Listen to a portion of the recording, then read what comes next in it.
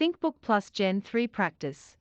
I've never seen a laptop like this before. Laptops come in all shapes and sizes, but share the basics in common. And then there's the ThinkBook Plus Gen 3, which throws convention to the wind to try something entirely new. It uses a 21:10 aspect ratio screen to make room for a secondary tablet display, built right into the keyboard deck. It's wild, it's experimental, it's the kind of thing you only see get announced at CES. And it's safe to say that I've never seen a laptop like this before. Secondary display, 8-inch. Last year's ThinkBook Plus Gen 2 featured an e-ink display on the outer lid. It was designed to help sketch, read, or check notifications. That was fascinating and unique on its own. But this year's ThinkBook Plus lid looks a bit more like a traditional laptop at first glance, at least on the outside. The laptop sports a ThinkPad-like storm gray aluminum top cover with CNC treatment. The display cover is made of mylar, and the bottom cover is an aluminum stamping. And it's durable, too. I felt no bending or heard no creaks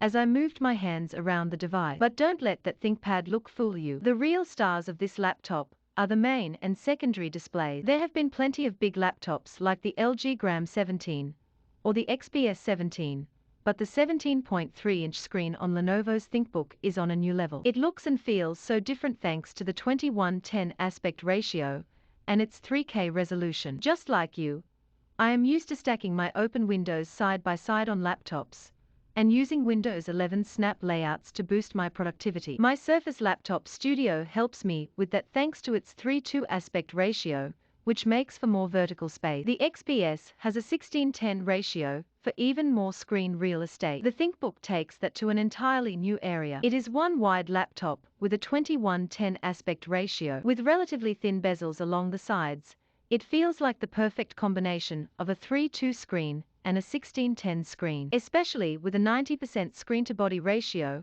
and 3072x1440 resolution to play with.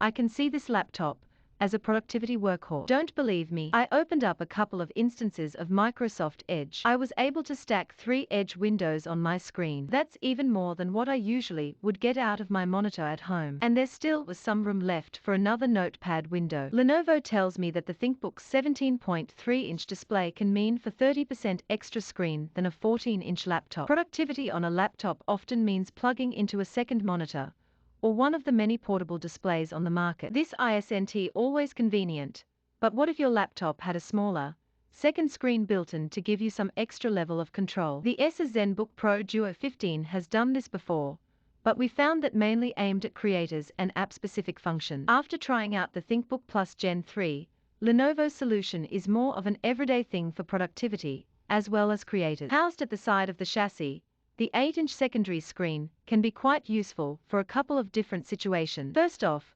I not only was able to mirror a part of the main 17.3-inch display down to the second screen, but I also could enjoy some extra functions, too. In a creative app like Adobe Lightroom, for example, I was able to see thumbnails for different files on the tablet without opening File Explorer on the main display. In addition, the secondary screen has its own independent notepad function that can be used when web browsing or in any other app on the main display. To pair with that, Lenovo says the ThinkBook Plus Gen 3 will have a Garage digital pen for note-taking. It wasn't ready for my demo unit, so instead, I was provided the Lenovo Color King Plus pen. Lenovo tells me this pen can be used to match colors. Just place the eraser on a color, and select software will pick the right color for you. Other functions of the second screen I played with include a built-in calculator and a dashboard of all frequently used apps. I also was able to extend any app one wanted down to the secondary screen. Surprisingly, with some tricks in Windows 11, that was super easy. You can just hover over the Maximize button,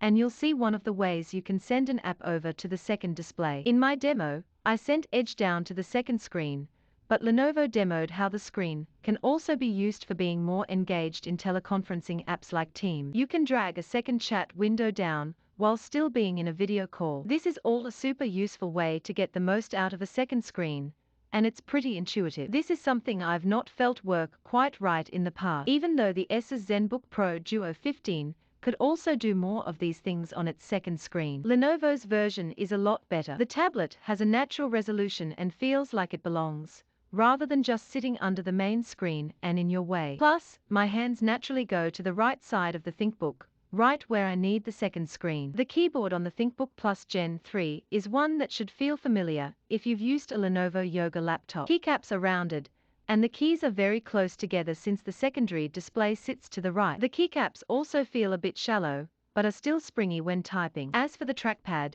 it's a good size, leaving enough room for your hands to rest on the right and left sides when typing. Any larger, and typing might have been a less than ideal experience, where your hands might trigger presses and drags of the trackpad. In 2022, most laptop makers are taking away ports. The new XPS 13 Plus, for example, only has USB-C. Lenovo's ThinkBook Plus Gen 3 has all the ports you might need. For the creative types that this device is targeted at, that's much appreciated. The mix includes Thunderbolt 4, USB-C, 2 USB-A ports, HDMI, and an audio jack. Dongles won't be an issue of concern here, and neither is losing the stylus. The laptop has a Novo hole where you can stick the pen in for charging. The ThinkBook Plus Gen 3 comes with Intel's 12th generation H-series processors. In my hands-on time, I could not run benchmarks, yet I did push the unit as far as I could with multiple Microsoft Edge windows running on top of Adobe Lightroom and an image with multiple layers. The system kept up,